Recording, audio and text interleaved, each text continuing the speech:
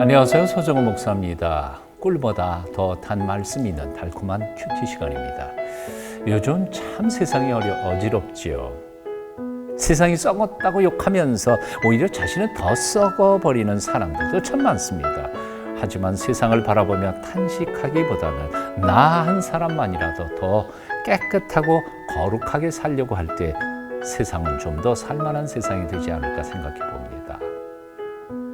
어렵고 힘들지만 믿는 우리가 먼저 변화되는 삶을 살았으면 좋겠습니다. 이 세상에 하나님 나라가 그리고 의가 확장되기를 소망하면서 오늘도 달콤한 큐티 시작합니다.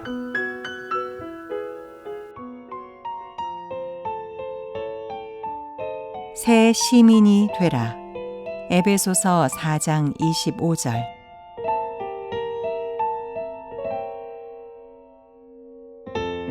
그런즉 거짓을 버리고 각각 그 이웃과 더불어 참된 것을 말하라.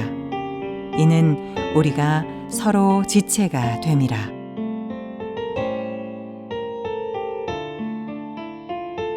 한 집안에 며느리 한 사람만 새롭게 들어와도 분위기가 확 달라집니다. 직장에 새로운 신입사원이 들어와도 사무실 분위기가 달라집니다.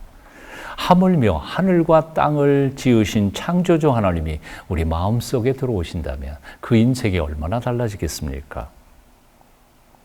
죽음의 권세를 이기신 예수 그리스도께서 우리 마음속에 오셔서 우리를 통치하고 계신다는 것을 믿는 사람들이 바로 그리스도인들입니다. 여러분, 예수 그리스도를 마음속에 모신 후 여러분의 인생이 얼마나 달라지셨습니까? 생각은, 지혜는, 그리고 삶은 어떻게 달라지셨습니까? 만일 예수님을 마음속에 모셔드리고도 달라진 것이 하나도 없다면 그럼 뭔가 잘못된 것이라고 생각합니다. 정직하게 한번 돌아보십시오. 정말 내가 예수님을 믿는 것일까? 예수님이 정말 내 마음속에 들어오신 것일까? 정말 내가 예수님과 동행하고 있는 것일까? 우리는 이 에베소서 앞부분에서 여러 가지를 배웠습니다. 그 첫째, 은혜로 구원받은 사람들은 성령께서 하나 되게 하신 것을 힘써 지켜가야 한다고. 그리고 둘째는 성령 안에서 우리는 성숙하고 자라야만 한다고.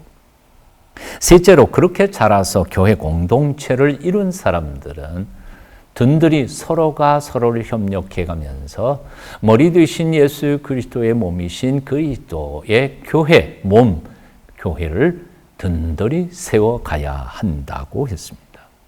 자, 이제 사도 바울은 네 번째로 또 다른 교훈을 줍니다.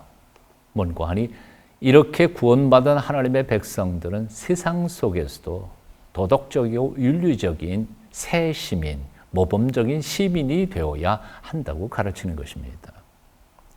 예수 믿는 목적이 도덕적으로 윤리적으로 훌륭한 사람이 되는 건 아닙니다.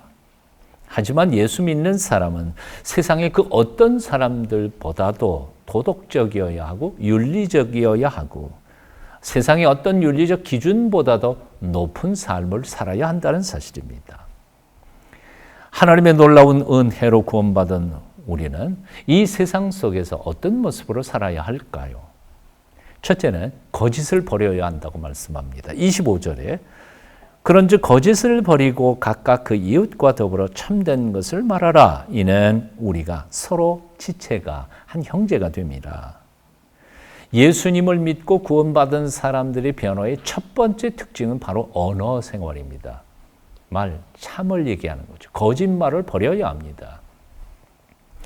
거짓말을 입에서 버리지 않고 그대로 살아가는 삶이야말로 거룩하신 또 공의로우신 하나님에게 모욕을 돌리는 정말로 부끄러운 삶이 아닐 수 없습니다.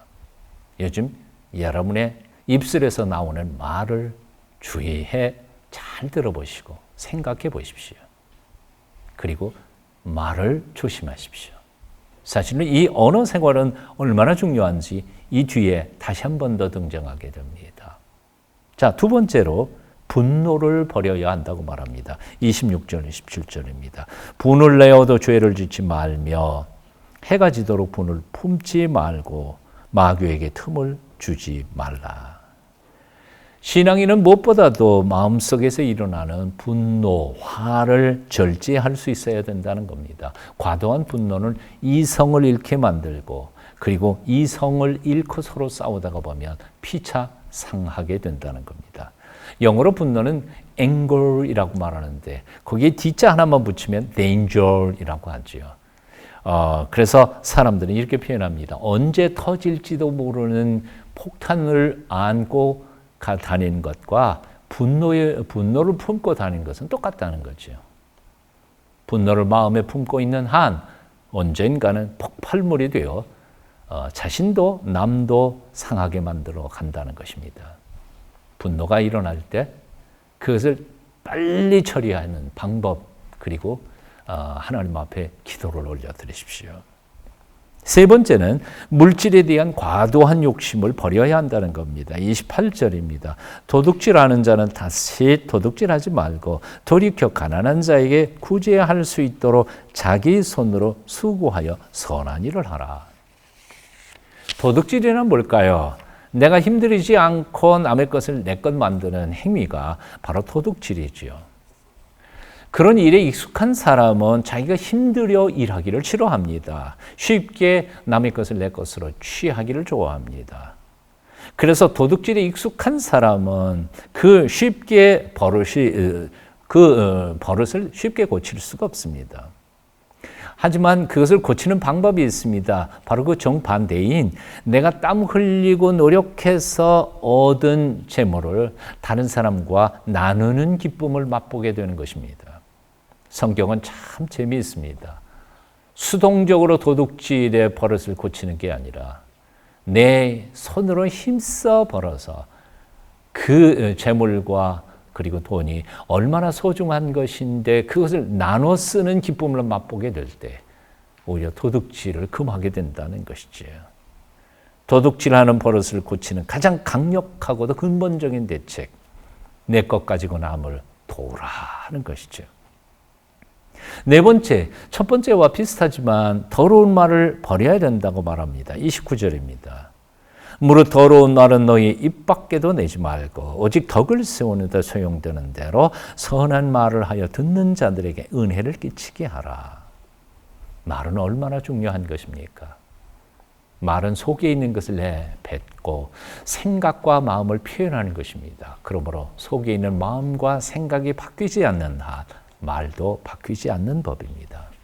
더러운 것을 품고 있으면 더러운 말이 나올 수밖에 없습니다. 마음을 조심하십시오. 생각을 조심하십시오. 입에 재갈을 멀리십시오.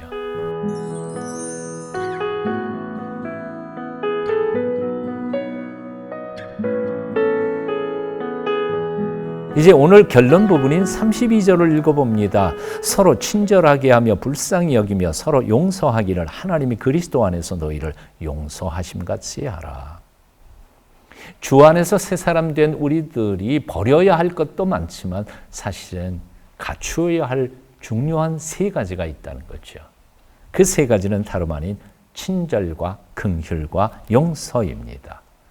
그런데 이 세 가지 중에 가운데 긍휼이 참 소중합니다. 긍휼이란 compassion, 남을 향한 따뜻한 마음을 가리키는 말로 come, 함께라는 말이고 passion, 열정을 함께한다는 뜻이죠.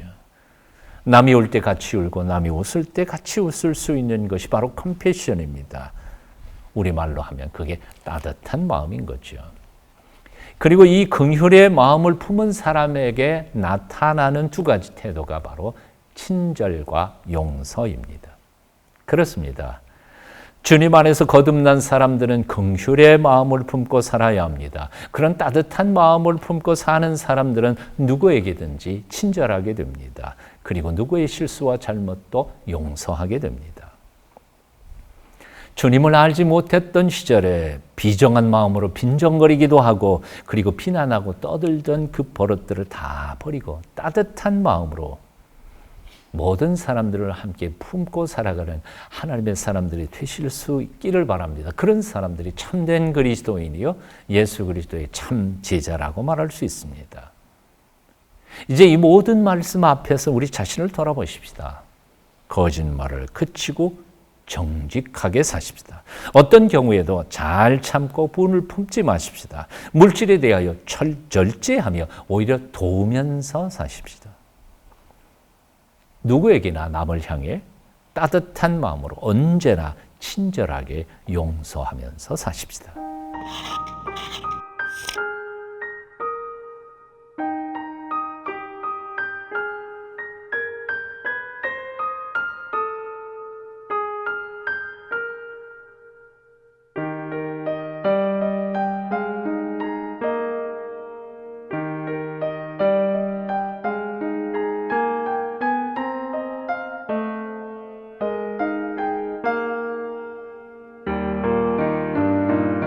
신앙생활은 그저 예수 믿고 천당 가는 삶만이 아닙니다. 이 땅 위에서도 예수 그리스도를 닮아가며 하나님의 뜻이 하늘에서 이룬 것처럼 이 땅에도 이루어지기를 갈망하며 그 일에 봉사하고 섬기는 삶이어야 합니다.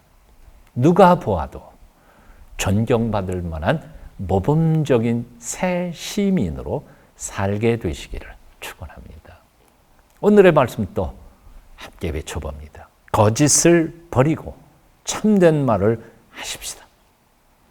함께 묵상한 말씀 온종일 되새기시면서 오늘 하루도 주님과 동행하시기를 바랍니다. 기도하겠습니다. 살아계신 하나님 앞에 부끄럽지 않은 성결한 백성으로 허락해 주신 이 세상 복되고 아름답게 만들어가는 복된 일꾼이 되도록 우리에게 믿음을 주시옵소서.